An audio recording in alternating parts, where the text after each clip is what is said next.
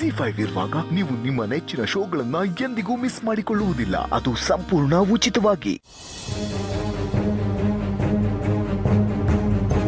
Bro ಏನ್ bro ವಿಷಯ ಬರಕ್ಕೆ ಹೇಳಿದ್ಯಂತೆ? ನಾನು ದೇವಸ್ಥಾನಕ್ಕೆ ಹೋಗಿದ್ದೆ. ಮಲ್ಲಿ ಹೇಳಿದ್ದು ಕೇಳಿ ಭಾಳ ಖುಷಿ ಆಯ್ತು. ನನಗೆ ಮನಸ್ಸು ತುಂಬಿ ಬಂತು. ಭಾಳ ಒಳ್ಳೆ ಕೆಲಸ ಮಾಡಿದ್ದೆ.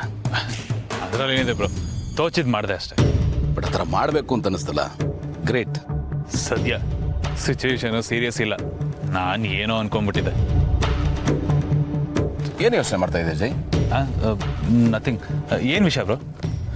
ಜೈ, ಪಾರ್ಥ ಮತ್ತೆ ಅಪೇಕ್ಷಾ ಮದುವೆ ಆಯ್ತಲ್ಲ, ಈಗ ಯಾರೋ ಅವ್ರ ಮೇಲೆ ಅಟ್ಯಾಕ್ ಮಾಡಿ ಕೊಲ್ಲೋದಕ್ಕೆ ನೋಡಿದ್ದಾರೆ. ವಾಟ್? ಕೊಲೆನಾ? ಯಾರು ಬ್ರೋ? ಯಾರ ರಾಸ್ಕಲ್ಸು? ಕರೆಕ್ಟ್ ಇದೆ, ರಾಸ್ಕಲ್ಸೇ ಅವರು.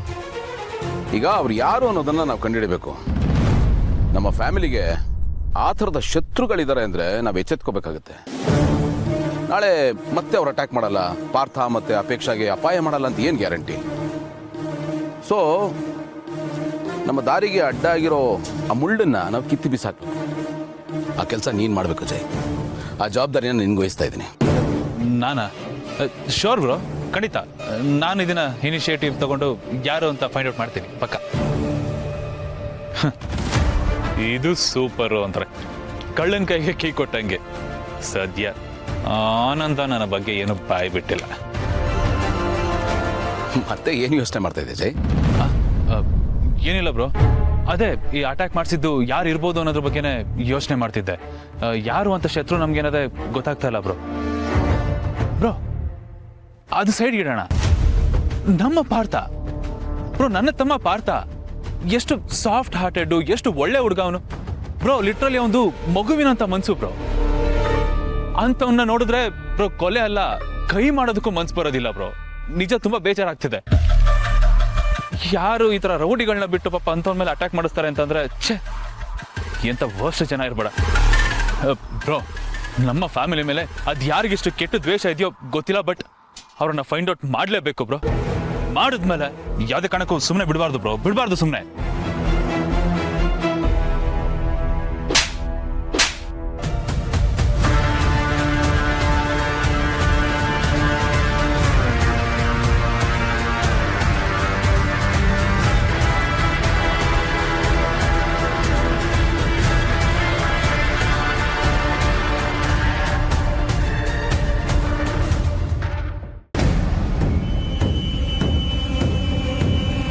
ಡ್ರಾಮಾ ಮಾಡ್ತೀಯಾ? ಯಾಕೆ ಬ್ರೋ ಹೊಡಿತಾ ಇದ್ಯಾ? ನಾನೇನಂತ ತಪ್ಪು ಮಾಡ್ದೆ? ನೀನ್ ಏನ್ ಮಾಡ್ದೆ? ಬ್ರೋ ಮಾತಾಡ್ಬೇಡ. ಮಾಡೋದೆಲ್ಲ ಮಾಡ್ಬಿಟ್ಟು ಏನ್ ಮಾಡ್ದೆ ಅಂತ ಕೇಳ್ತಾ ಇದೀಯಾ? ನಿನ್ಗೇನು ಅನ್ಸೋದೇ ಇಲ್ವೇನೋ? ಗಿಲ್ಟ್ ಅನ್ನೋದೇ ಇಲ್ವಾ ನಿನ್ಗೆ? ಸ್ವಂತ ತಮ್ಮನ ಮೇಲೆ, ಅವನು ಮದುವೆ ಆಗ್ಬೇಕಾಗಿದ್ದು ಹುಡುಗಿ ಮೇಲೆ ಅಟ್ಯಾಕ್ ಮಾಡಿ ಸಾಯಿಸೋದಕ್ಕೆ ನೋಡಿದ್ಯಲ್ಲ, ನೀನೊಬ್ಬ ಮನುಷ್ಯ ಏನೋ? ಮನುಷ್ಯ ಅನ್ಸ್ಕೊಳ್ಳೋದಕ್ಕೂ ನಾಲ್ಕು ನೀನು ನಾಚಿಕೆ ಆಗ್ಬೇಕು ನಿನ್ಗೆ. ನೀನು ಅಪೇಕ್ಷಾನ ಮದುವೆ ಮಾಡ್ಕೋಬೇಕು ಅಂತ ಆಸೆ ಪಟ್ಟಿದ್ದೆ. ಆ ಕಾರಣಕ್ಕೆ ನಾವು ಮದುವೆನ ಫಿಕ್ಸ್ ಮಾಡಿದ್ವಿ. ಆದ್ರೆ ನೀನೇನ್ ಮಾಡಿದೆ? ಆ ಮಲ್ಲಿನ ನಂಬಿಸಿ ಅವಳಿಗೆ ಮೋಸ ಮಾಡೋದಕ್ಕೆ ನೋಡಿದೆ. ಅದನ್ನ ಮುಚ್ಚಿಟ್ಟು ನಮಗ್ ಮೋಸ ಮಾಡಿದೆ. ಈಗ ಅದು ಸಾಲದು ಅಂತ ದ್ವೇಷ ಸಾಧಿಸೋದು ಕೊಟ್ಟಿದ್ಯಾ? ದ್ವೇಷ ಸಾಧಿಸೋದಕ್ಕೂ ಒಂದು ಅರ್ಹತೆ ಇರ್ಬೇಕಣ. ಅರ್ಹತೆನೂ ಇಲ್ಲ, ಹಕ್ಕೂ ಇಲ್ಲ. ಮೋಸ ಮಾಡಿತಂದೆ ಈಗ ತೊಂದರೆ ಬೇರೆ ಕೊಡ್ತಾ ಇದ್ಯಾ? ಏನ್ ಅನ್ಬೇಕು ನಿನ್ಗೆ? ಬ್ರೋ ನಾನು ಮಾತಾಡಬೇಡ ಜೈ, ಮತ್ತೆ ಹೊಡ್ಸ್ಕೊತ್ಯಾ? ನಂಗೆಲ್ಲ ಗೊತ್ತಾಗಿದೆ. ಗೊತ್ತಾಗಿನೇ ನಿನ್ನ ಇಲ್ಲಿ ಕರೆಸ್ಕೊಂಡಿದ್ದು. ಇನ್ನೊಂದ್ಸತಿ ಇದೇ ತರ ಮಾಡಿ ಪಾರ್ಥ ಅಪೇಕ್ಷಾಗಿ ತೊಂದರೆ ಆಗಿದ್ದೆ ಆದ್ರೆ ಪರಿಣಾಮ ಬೇರೆ ತರನೇ ಇರುತ್ತೆ. ನೀನು ನನ್ನ ಒಂದು ಮುಖ ನೋಡಿದ್ಯಾ, ಇನ್ನೊಂದು ಮುಖ ನೋಡಿಲ್ಲ ತೋರ್ಸೋ ತರ ಮಾಡಬೇಡ. ಮರ್ಯಾದೆ ಇದೆ ಇದ್ರೆ ನಿನ್ಗೆ ಒಳ್ಳೇದು. ಸಾರಿ ಬ್ರೋ. ಏನೋ ಸಾರಿ? ಆಡಬಾರ್ದನ್ನ ಮಾಡಿ ಈಗ ಸಾರಿ ಕೇಳಿದ್ರಲ್ಲ ಸರಿ ಹೋಗ್ಬಿಡತ್ತಾ? ಎಷ್ಟು ನಂಬಿಕೆ ಇಟ್ಕೊಂಡಿದ್ದಲ್ಲೋ ನಿನ್ ಮೇಲೆ ಜೈ, ಎಲ್ಲಾನು ಕಳ್ಕೊಂಡ್ಬಿಟ್ಟಿಯಲ್ಲ. ನಂಬಿಕೆ ಕಳ್ಕೊಳ್ಳೋದು ಒಂದೇ, ಸಾಯೋದು ಒಂದೇ. ಇದ್ರೂ ಸತ್ತಾಗಿ ಬದುಕ್ಬೇಕೇನಂತ ಬಾಳನ್ನ ಅಲ್ವೋ? ಇಂಥ ಕಚಡ ಕೆಲಸ ಮಾಡಕ್ ಮುಂಚೆ ಅಮ್ಮ ಒಂದ್ಸತಿ ನೆನಪಿಗೆ ಬರ್ಲಿಲ್ವೇನೋ ನಿನ್ಗೆ? ತಾನು ಹೆತ್ತ ಮಗ ಇನ್ನೊಬ್ಬ ಮಗನ್ನ ಕೊಲ್ಲೋದು ಕೊಟ್ಟಿದ್ದ ಅಂತ ಗೊತ್ತಾದ್ರ ತಾಯಿ ಎಷ್ಟು ನೊಂದ್ಕೋಬೇಡ, ಎಷ್ಟು ಸಂಕಟ ಪಡಬೇಡ. ಇದು ಬರ್ಲಿಲ್ವಾ ನಿನ್ ತಲೆಗೆ? ಎಲ್ಲಿ ಬರುತ್ತೆ? ತಲೆಯಲ್ಲಿ ಬರೀ ಬೇಡದೇ ಇರೋದು ತುಂಬಿಕೊಂಡಿದ್ರೆ ಒಳ್ಳೇದಕ್ಕೆಲ್ಲ ಜಾಗ ಇರುತ್ತೆ. ವಿಷಯ ಗೊತ್ತಾದಾಗ ನನ್ಗೆ ಎಷ್ಟು ಸಂಕಟ ಆಯ್ತು ಗೊತ್ತಾ? ಎಷ್ಟು ನೋವಾಯ್ತು, ನಿಂತನೆಲ್ಲ ಕುಸ್ತೋದಾಗಾಯ್ತು.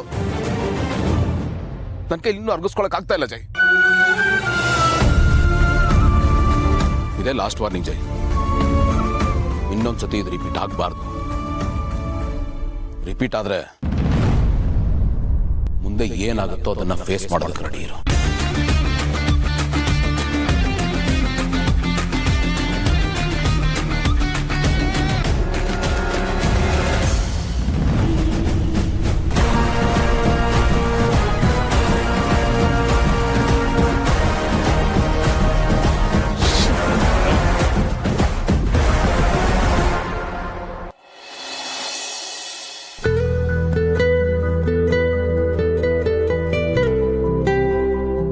ನೀವಿಲ್ಲಿದ್ದೀರಾ?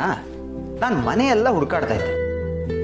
ಅಲ್ಲ, ನಾನೆಲ್ಲಾದರೂ ಹೊರಗಡೆ ಹೊರಟ್ರೆ ನನ್ನ ನೀವೆಲ್ಲೂ ಕರ್ಕೊಂಡು ಹೋಗಲ್ಲ ಅಂತ ಇಷ್ಟುದ್ದ ಕಂಪ್ಲೇಂಟ್ ಹೇಳ್ತೀರಾ. ಇವತ್ತು ನನ್ನ ಬಿಟ್ಟು ನೀವೆಲ್ಲಿ ಹೋಗಿದ್ರಿ? ಹೇಗಪ್ಪ ಹೇಳೋದು ಇವ್ರಿಗೆ? ಅಪೇಕ್ಷಾ, ನಾನು ನಿಮ್ಮನ್ನೇ ಕೇಳ್ತಾ ಇರೋದು, ಎಲ್ಲಿ ಹೋಗಿದ್ರಿ? ಪಾರ್ಥ, ಅದು ಅತ್ತೆ ಕರೆದ್ರು ಅಂತ ಅವ್ರ ಜೊತೆ ಕ್ಲಬ್ಗೆ ಹೋಗಿ ಬಂದೆ. ವಾಟ್? ಮಾಮ್ ಜೊತೆ ನೀವು ಕ್ಲಬ್ಬಿಗೆ ಹೋಗಿದ್ರಾ?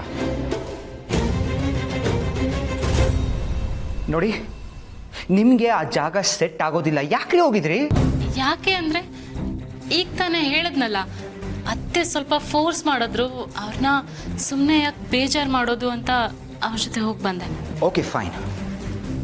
ನೋಡಿ, ನಿಮಗೆ ಕ್ಲಬ್ಬಿಗೆ ಹೋಗಬೇಕು ಅಂತಿದ್ರೆ ಹೋಗಿ, ಐ ಡೋಂಟ್ ಮೈಂಡ್. ಆದರೆ ನೀವು ಮಾಮ್ ಥರ ಕಾರ್ಡ್ಸ್ ಆಡೋದಾಗಲಿ ಗ್ಯಾಮ್ಲಿಂಗ್ ಮಾಡೋದಾಗಲಿ ಮಾತ್ರ ಮಾಡಬೇಡಿ. ನೋಡಿ, ಹೇಗೆ ಈ smoking and drinking is injurious to health ಅಂತ ಹೇಳ್ತಾರೆ, ಹಾಗೆ ಈ ಗ್ಯಾಮ್ಲಿಂಗ್ ಮಾಡೋದು, ಕಾರ್ಡ್ಸ್ ಆಡೋದು, ಇಟ್ಸ್ ಇಂಜೂರಿಯಸ್ ಟು ವೆಲ್ತ್. ಆಮೇಲೆ ನಾವು ಇರೋ ಬರೋ ದುಡ್ಡು, ಮನೆ, ಆಸ್ತಿ ಎಲ್ಲದನ್ನೂ ಕಳ್ಕೊಂಡು ತಲೆ ಮೇಲೆ ಕೈ ಇಟ್ಕೊಂಡು ಕೂತ್ಕೋಬೇಕಾಗತ್ತೆ.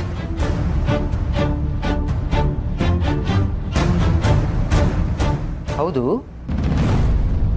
ನೀವು ಅದರಲ್ಲಿ ಇನ್ವಾಲ್ವ್ ಆಗಲಿಲ್ಲ ಅಲ್ವಾ? Did you play cards? ಇಲ್ಲ ಪಾರ್ಥ, ಕಾರ್ಡ್ಸಾ? ನಾನಾ? ನೋನು, ನಂಗೆ ಕಾರ್ಡ್ಸ್ ಹೇಗೆ ಹಿಡಿಯೋದು ಅಂತಾನೆ ಗೊತ್ತಿಲ್ಲ. No, never. ನಂಗೆ ಅದೆಲ್ಲ ಗೊತ್ತೂ ಆಗಲ್ಲ ಪಾರ್ಥ. ಆ್ಯಂಡ್ ಅದನ್ನೆಲ್ಲ ಗೊತ್ತು ಮಾಡ್ಕೊಳ್ಳೋಕ್ಕೂ ಹೋಗಲ್ಲ. Okay, that's good. ನೀವು ಹಾಗೆ ಇದ್ಬಿಡಿ. ನೋಡಿ, ಈ ಗ್ಯಾಮ್ಲಿಂಗ್ ಆಡೋದು, ಕಾರ್ಡ್ಸ್ ಆಡೋದು ಇದೆಲ್ಲ ಬರೀ ಇಂಜೂರಿಯಸ್ ಟು ವೆಲ್ತ್ ಅಲ್ಲ, ನಮ್ಮ ಮೆಂಟಲ್ ಸ್ಟೇಟ್ನೇ ಹಾಳು ಮಾಡಿಬಿಡುತ್ತೆ.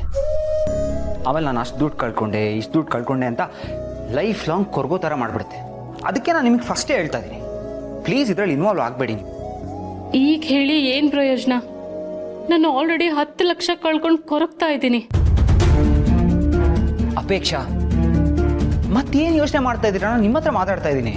ಅದೇ ನೀವೀಗ ಹೇಳಿದ್ರಲ್ಲ, ಅದ್ರ ಬಗ್ಗೆನೇ ಯೋಚನೆ ಮಾಡ್ತಿದ್ದೆ ಪಾರ್ಥ. ನೀವು ಹೇಳ್ತಾ ಇರೋದು ಕರೆಕ್ಟು. ZEE5 ಆಪ್ ಡೌನ್ಲೋಡ್ ಮಾಡಿ ಎಲ್ಲಾ ಸಂಚಿಕೆಗಳನ್ನು ಸಂಪೂರ್ಣ ಉಚಿತವಾಗಿ ನೋಡಿ.